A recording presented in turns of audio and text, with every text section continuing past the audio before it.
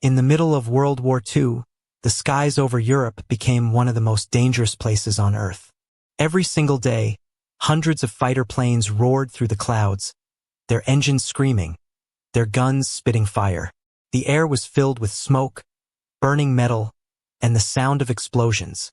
Pilots faced death every hour, knowing that one mistake, one wrong turn, could send them spiraling down in flames. It was a time when the sky itself felt like a battlefield, filled not just with planes, but with courage, fear, and sacrifice. Most of the young men who took to the air were barely out of their teens.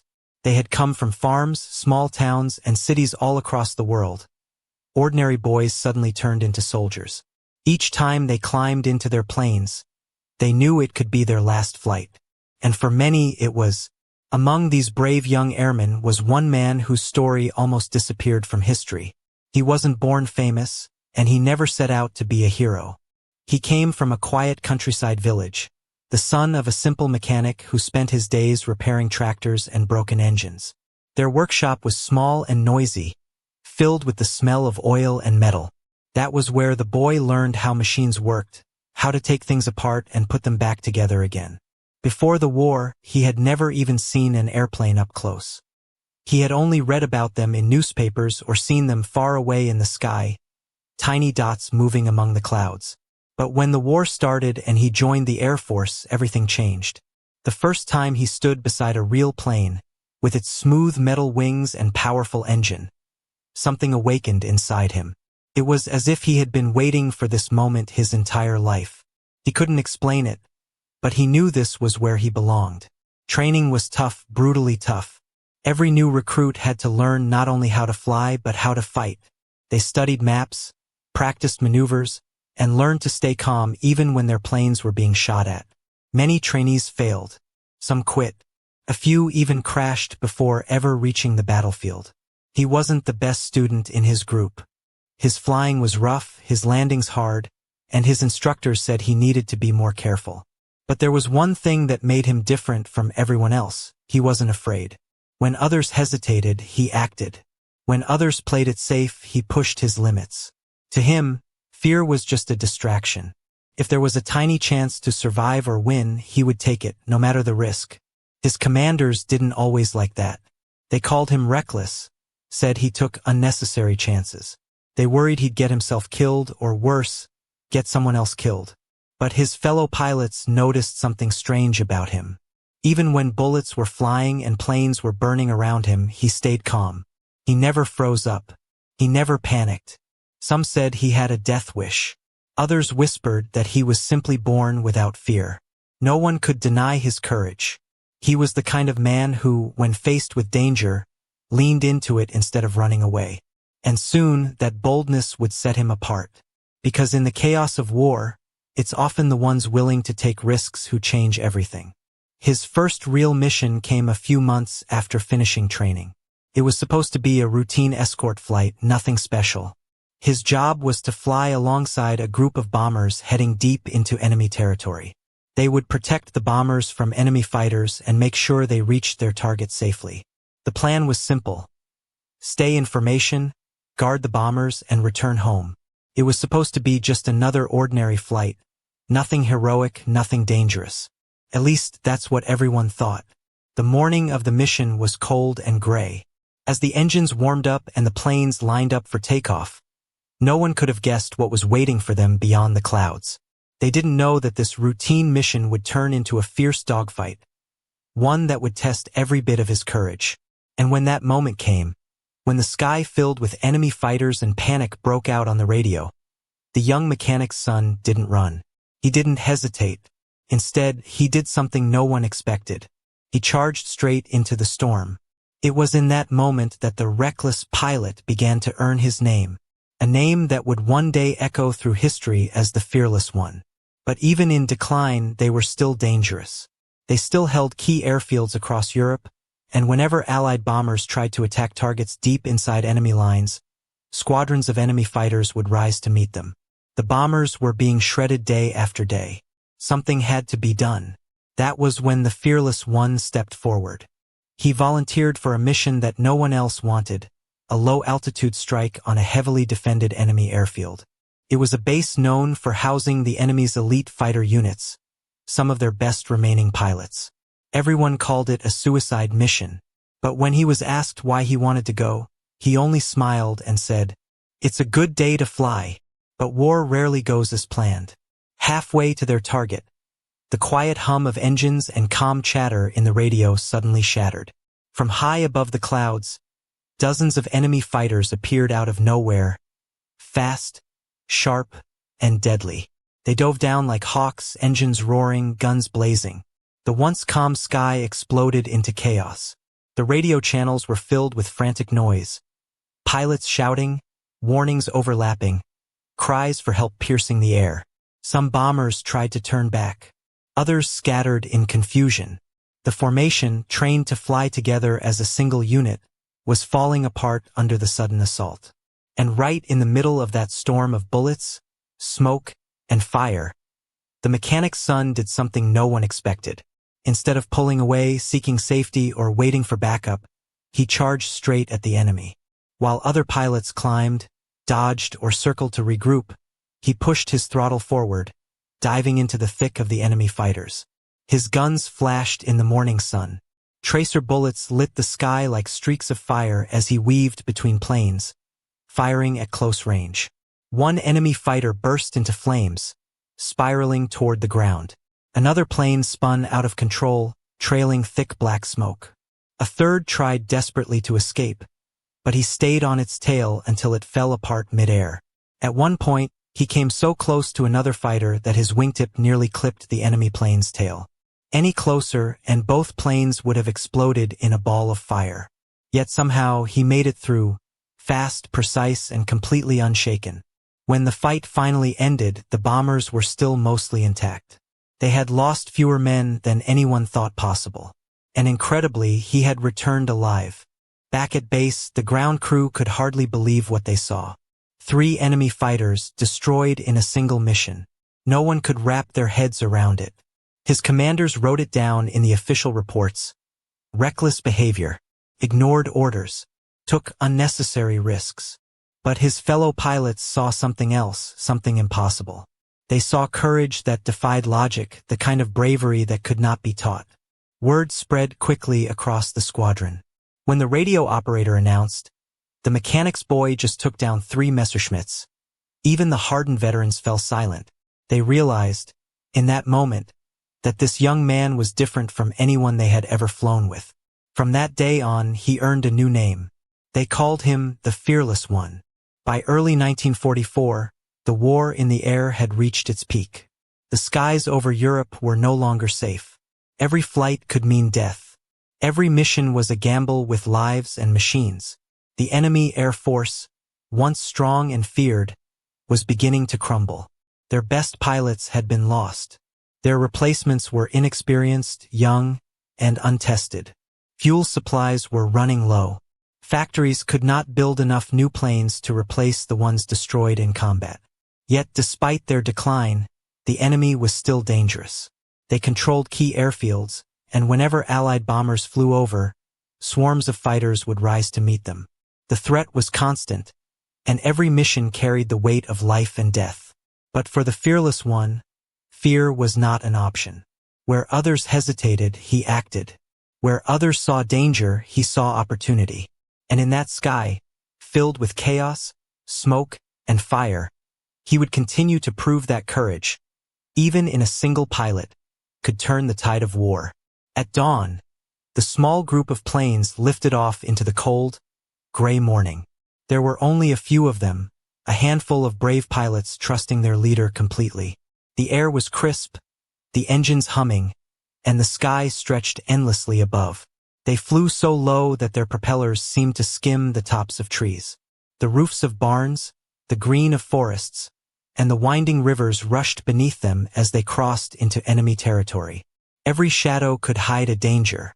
Every movement in the fields below could be a threat. Then, through the early haze, their target came into view, a wide, sprawling airfield. Rows of enemy fighters stood neatly lined up on the tarmac, waiting for their next mission. Mechanics moved quickly, refueling planes, checking engines, preparing for takeoff. Ground crews were busy everywhere, unaware that danger was about to strike from above. The fearless pilot didn't wait for orders. He gripped his controls, pushed his plane into a steep dive, and charged straight at the enemy airfield. His guns flashed immediately. The first shots tore through fuel trucks, setting them ablaze.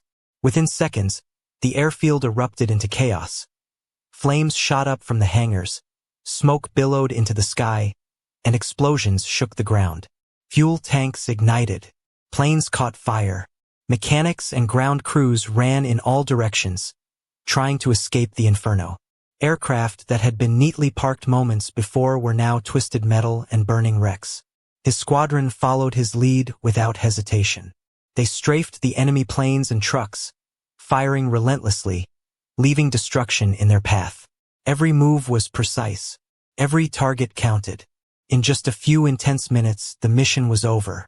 When the fearless pilot finally pulled up and leveled his plane, the airfield below was a sea of fire and wreckage. Smoke and flames stretched as far as the eye could see. What had once been a fully operational enemy base was now crippled. The mission was quick, daring, and devastating, exactly the way he flew. It was a strike that would change the balance in that region, allowing Allied bombers to fly safely over the area for weeks to come. When they returned home, the numbers were astonishing. His squadron had destroyed more than 40 enemy aircraft on the ground, without losing a single man. No one had believed it was possible. That one mission changed the balance in that region. For weeks afterward, the enemy couldn't launch any major air operations there. Allied bombers were finally able to pass through the area safely, without being intercepted. And the man who had once been seen as reckless, the mechanic's boy who never hesitated, was now seen as something else entirely, a hero of the skies. After that daring airfield raid, the name the fearless pilot spread quickly across the front lines. Within weeks, every pilot in his squadron, and even many on the enemy side, knew who he was. To the Allies, he was a hero, brave, unstoppable, the man who could pull off missions no one else dared attempt. But to the enemy, he became something else, a figure to be feared. Reports began coming in from captured enemy pilots. They spoke of a lone fighter that attacked with unnatural boldness, flying so close that it seemed almost suicidal. Some said they could recognize his aircraft from miles away, just by the distinct markings on its wings. And when they saw that plane diving down toward them, a few even broke formation and fled. That was the effect he had, fear itself. His own commanders didn't know how to handle him. They admired his results but still called him too risky, too reckless. Yet, no matter what they thought, they couldn't argue with the facts. Every mission he led ended in success. Reluctantly, they promoted him. Now he wasn't just another pilot, he was a leader. And his squadron was unlike any other. He developed a unique style of flying, something that completely broke the rules of normal air combat. He'd fly lower than anyone else dared, sometimes skimming just above treetops or rooftops. He'd dive steeper than the manuals allowed, pushing his plane to the very limit. He fired his guns from impossible angles, using the element of surprise rather than pure speed or height. Other pilots called it madness. His squadron called it genius. And the truth was, his men didn't follow him because they had to. They followed him because they trusted him completely. He never sent them into a mission he wouldn't do himself. He always led from the front. First into danger, last to leave. Once, a new pilot joined his unit. A young man, nervous, unsure if he could handle combat. Before their first mission together, the fearless pilot pulled him aside and said quietly, "If you think you're going to die, you already have. Fly like you want to live, not like you're scared to die." It was advice that stayed with every man in his squadron. As the war dragged on, the skies remained deadly. Each mission took a little more out of him, but he kept flying, again and again. He didn't care about medals or records or being called a hero. He only cared about one thing: keeping his men alive. By the end of the war, his record was astonishing. He had personally shot down 32 enemy planes and destroyed dozens more on the ground. But when people praised him for it, he only shook his head. To him, those numbers didn't matter. He once said, I wasn't fighting for glory. I was fighting so fewer of my friends would die. And that's what truly made him a legend. Not just his skill, but his heart. When the war finally ended, the fearless pilot didn't come home to a parade or a cheering crowd. There were no medals waiting for him, no public speeches, no reporters asking for interviews. He simply packed his few belongings, said goodbye to the men he had flown with, and went home. Home was a quiet little farm, the same place where he had grown up, fixing tractors in his father's workshop long before he ever touched an airplane. To the neighbors, he was just the same man who had left years before, older, thinner, but still humble. He didn't talk much about what he'd seen or done. He didn't tell war stories, didn't brag, didn't boast. But sometimes, on calm nights, when the sky was clear and the stars shone bright, he would step outside and look up. He wouldn't look up with pride, but with reflection. Maybe he saw the faces of the men he'd flown with. Maybe he thought about the ones who never came home. No one really knew what he was thinking. Once, a close friend asked him about the war, about how it felt to be called fearless. He smiled faintly and said, "The sky doesn't remember who won. It just remembers who was brave enough to fly." That simple sentence said everything about him. Years passed. He lived a quiet life, working on the same land his father once did. For a long time, his story was almost forgotten, just another name in old reports and faded documents. But eventually, historians began to uncover the truth. Through mission logs, eyewitness accounts, and declassified files, they pieced together what he had done. How his fearless attacks had crippled enemy squadrons. How his daring low-altitude raids had opened the way for Allied bombers. And how his unique, unpredictable flying style would go on to inspire generations of pilots who came after him. He was never a general. He never had his face on posters or medals named after him. There was no movie, no headlines, no fame. He was just a farm boy, the son of a mechanic who loved machines and found courage in the sky. A man who refused to be afraid, even when the whole world was falling apart. And because of that, he changed the air war forever. In every war, history tends to remember the famous names. The generals who gave orders. The presidents who made decisions. The nations that claimed victory. Those are the stories we are taught in schools, read in books, and see in films. But the truth is, history doesn't always capture the people who changed the course of events with their own courage. Sometimes the most important turning points come not from a high command office or a grand speech in a hall, but from a single person. Someone small and unknown, standing alone in the middle of chaos, making a choice that nobody else had the courage to make. That person doesn't wait for permission. They don't follow the rules when the rules mean certain failure. They don't turn back when everyone else is running. They fly straight into danger, trusting their instincts and skills more than the safety of the crowd. That was the fearless pilot. He wasn't fighting for medals. He wasn't looking for glory. He didn't care if his name would ever appear in books or newspapers. All that mattered to him was that someone had to act. If he didn't step up, others would die. People he cared about, his fellow pilots, his friends in the air, would never return home. Every time he climbed into his plane, he knew the risks. Every mission could be his last. Every enemy he faced could shoot him down in seconds. But he flew anyway.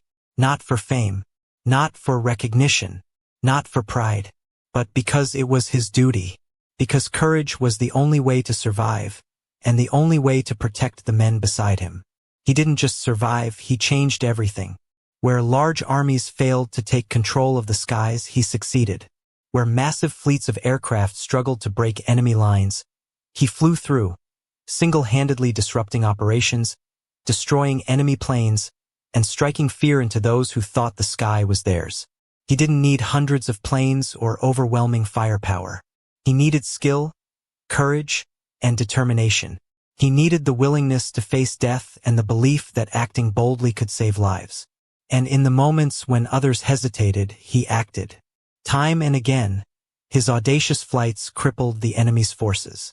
He attacked airfields, strafed enemy planes on the ground, and engaged enemy fighters in the sky with unmatched fearlessness. His style of flying, aggressive, unpredictable, and daring, was unlike anything the enemy had seen. It left pilots confused, shaken, and often defeated before the fight even began. And yet, he never thought of himself as a hero. To him, these were not victories to celebrate. They were missions to complete, risks to take, and people to protect. He was a man with a job to do, and the safety of others mattered more than his own recognition. He changed the course of the air war one flight at a time. Every daring mission he undertook shifted the balance in favor of the Allies. Enemy airfields were destroyed. Elite fighter units were broken. And Allied bombers could finally reach their targets without the constant threat of interception. All of this was accomplished not with numbers, not with massive fleets, not with general strategies. It was done with sheer willpower, precise skill, and unwavering bravery. A single person, fearless and determined, made an impact that armies sometimes could not. Even after the war, his story did not become widely known. He didn't have statues built in his honor, medals pinned to his chest, or a name engraved in history books. He returned quietly to his home, to the life he had left behind before the war. And yet, his courage still echoes. It echoes in the men and women who fly today, in every pilot who dares to go where others fear, in every person who faces danger with skill, precision, and the determination to protect others. The fearless pilot showed that sometimes, history is not made by armies or nations. It is made by those who are brave enough to act when the world hesitates. One audacious flight at a time, one fearless choice at a time, he changed the air war. And in doing so, he proved that courage, even in a single person, can leave a mark on history that lasts far longer than fame or recognition.